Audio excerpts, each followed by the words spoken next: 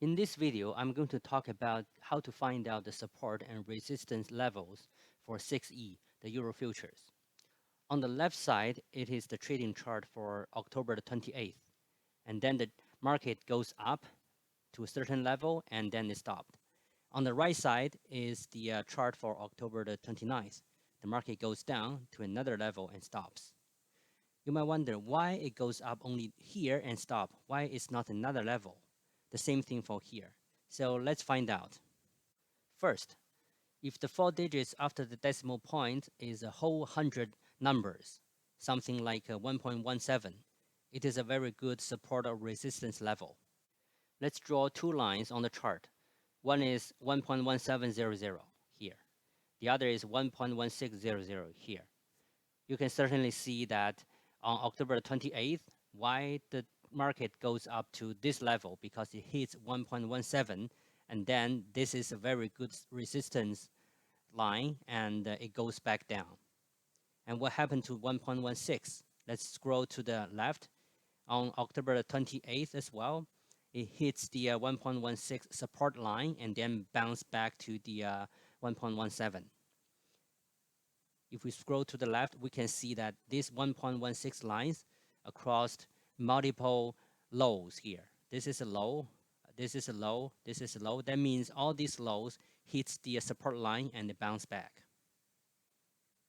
Even here, another one, another one.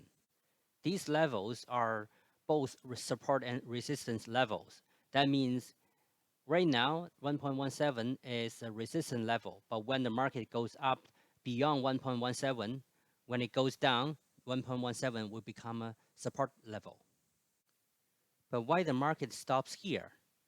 Let's draw a line around this area. I draw a level around that area and also change the time frame to 1 hour. So this is a 1 hour chart. Let's scroll to the left to see what happened before. Okay, we can easily see that on October the 6th, this line is a support level. On October the 12th, it is also serving as a support line. That is why on October the 29th, it hits this level and bounce back. So this is the second option, that where market bounces back at the previous high and lows. The third option is the trend line from the upper time frame. This is the Euro Future daily chart from May to end of October. Let's draw some trend lines here. For the top and for the bottom, you can see that it is a wedge-shaped channel down. And then whenever the market hits the trend line here at the bottom, it's going to bounce back to the channel and then going up. Whenever the market hits the top trend line, it's going to bounce back. Even though here it doesn't touch exactly, but somehow for the trend line, it cannot be that exact. Hope you enjoyed my video. Thank you.